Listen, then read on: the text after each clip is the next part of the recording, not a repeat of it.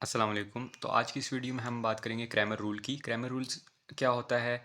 उसमें हम जो मैट्रिक्स के अंदर वेरिएबल्स होते हैं, उनकी वैल्यूज़ फाइंड करते हैं सिर्फ़ डिटर्मिनेंट की मदद से। डिटर्मिनेंट निकालना हमें अगर आता हो, तो हम कोई भी ऑर्डर का मैट्रिक्स हो, उसका हम वैल्यूज़ फाइंड कर सकते हैं। अच्छा, ये एग्ज़ाम्पल है हमारे पास। उसने हमें ये कह दिया कि use Cramer rule to find solution of system. ये एक हमारे पास जो है ना, वो 4 क्रॉस 4 का उसने जो है दे दिया है, 3 क्रॉस 3 का सॉरी मैट्रिक्स दे दिया है, ठीक है। और साथ ऑगमेंटेड मैट्रिक्स है, ये हमारे पास कोएफिशिएंट मैट्रिक्स है 4 2 -2 और ये हमारे पास जो है ओरिजिनल मैट्रिक्स है। अब हम ए एक्स इक्वल टू बी की फॉर्म में लिखते हैं। ए हमारे पास ये आ जाएगा सारा, ये वाला पार्ट आ जाएगा ए, ठीक है। जो ये होगा ये बी हो जाएगा और एक्स हमारे पास क्या है, x1 x2 और x3, सही है।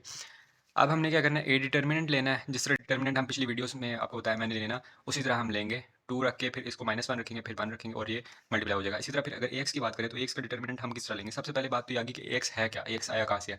तो ए एक्स ऐसे आया, ए हमारे पास ये था, ठीक है, और बी हमारे पास ये था। अगर हमने ए एक्स निकालना है ना, तो हम क्या करेंगे, 4 2 -2 को इस पहले कॉलम में रिप्लेस कर देंगे। तो हमारे पास क्या बन जाएगा, 4 2 -2 1 0 1 1 2 3।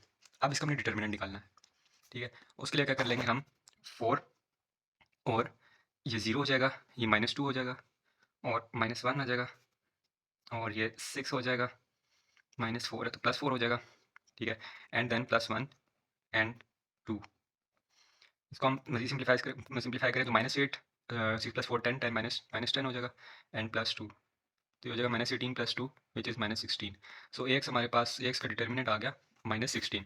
अगर हम ए वाई की बात करें तो ए वाई क्या बन जाएगा, ए वाई अब हम क्या करेंगे, सेकंड कॉलम में हम कोफिशिएंट मैट्रिक्स को रिप्लेस कर लेंगे तो वो हमारे पास ए वाई बन जाएगा। तो सेकंड कॉलम में कोफिशिएंट मैट्रिक्स को रिप्लेस हम करेंगे तो बनेगा हमारे पास 2 -1 3 4 2 -2 एंड 1 2 3 ऐसे ही आ जाएगा।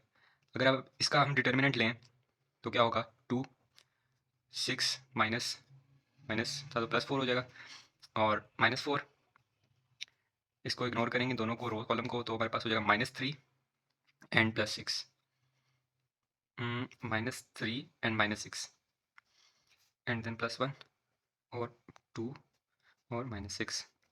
इसको हम करेंगे 2 इंटू ये 10 हो जाएगा, -4 इंटू -9 हो जाएगा और +1 -4, तो हो जाएगा 20 + 36 -4, 56 -4 इज़ 52, तो हमारे पास 52 आ जाएगा। ए वाई का डिटर्मिनेंट 52 आ जाएगा हमारे पास। अच्छा, तो फिर हमने ए जेड कैसे फाइंड करना है, या ए एक्स थ्री, आप इसको कुछ भी नाम दे सकते हैं, ए एक्स थ्री या ए जेड का डिटर्मिनेंट कैसे फाइंड करना है। तो ए जेड हमारे पास बनेगा या ए एक्स थ्री बनेगा जब मैं अपना जो मेरा ए मैट्रिक्स है उसके थर्ड कॉलम को कोफिशिएंट मैट्रिक्स के साथ रिप्लेस कर दूँ, तो मेरे पास ये बन जाएगा। अब इसका डिटर्मिनेंट लेना बहुत ही आसान है और वो ये है कि 2 0 -2 -1 एंड 2 -6 एंड +4 और ये -1 +0, ठीक है। तो ये 2 इंटू -2 -4 हो जाएगा, ठीक है। 2 -6 कितना होता है, -4 इंटू -1 +4 -4 +4 एंड 4 इंटू -1 -4। तो ये +4 ये -4 कैंसिल हो जाएगा, तो मेरे पास जो ए एक्स थ्री हो जाएगा वो कितना आ जाएगा, ए एक्स थ्री मेरे पास आ जाएगा -4, ठीक है। तो अब मेरे पास जो है ये वैल्यूज आ गई सारी। ए एक्स की ए एक्स वन थी -16, ठीक है। ए एक्स वन थी -16, ए एक्स टू थी 52 और ए एक्स थ्री जो है वो मेरे पास आ गया है, उसका डिटर्मिनेंट -4।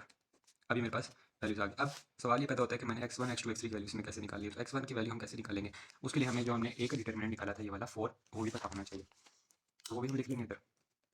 ए का डिटर्मिनेंट क्या निकाला था, 4 निकाला था। तो अब फार्मूला ये है कि x1 अगर आपने फाइंड करना है तो आप क्या करोगे, ए x1 का डिटर्मिनेंट जो आपने निकाला है उसको डिवाइड कर दोगे ए के डिटर्मिनेंट से, तो क्या हो जाएगा -16 डिवाइडेड बाई 4। तो ये आपके पास x1 की वैल्यू आ जाएगी -4, ठीक है। x2 की वैल्यू आप कैसे फाइंड करोगे, ए x2 का जो डिटर्मिनेंट निकाला था उसको ए से डिवाइड कर दोगे, तो वो हो जाएगा 52 divided by 4 which is divisible, 4 1s are 4 and 3 उधर गया तो 32, so 4 8 32, सही है। सॉरी, इसमें मैंने जो है ना वो मिस्टेक किया, 4 1 4 1 उधर गया, 4 3 12, तो 13 हो जाएगा। एंड x3 हमारे पास क्या हो जाएगा, वो हो जाएगा ए एक्स थ्री का डिटर्मिनेंट जो है उसको डिवाइड कर दें अगर हम ए डिटर्मिनेंट से, तो ए डिटर्मिनेंट से डिवाइड करेंगे तो -4 और डिवाइडेड बाई ये 4 हो जाएगा और हमारे पास -1 आ जाएगा। तो देखिए ज़रा यहाँ पर जो इंपॉर्टेंट बात आप लोगों के समझने की है वो ये है कि आप सिर्फ डिटर्मिनेंट्स का यूज़ करके एक एक्सप्रेशन, एक जो मैट्रिक्स है उसकी आप वैल्यू फाइंड कर सकते हैं। तो ये था हमारे पास क्रैमर रूल। इसी तरह 4x4 का अगर आपके पास कोई आ जाता तो वो भी आपने सेम केस ही करना है।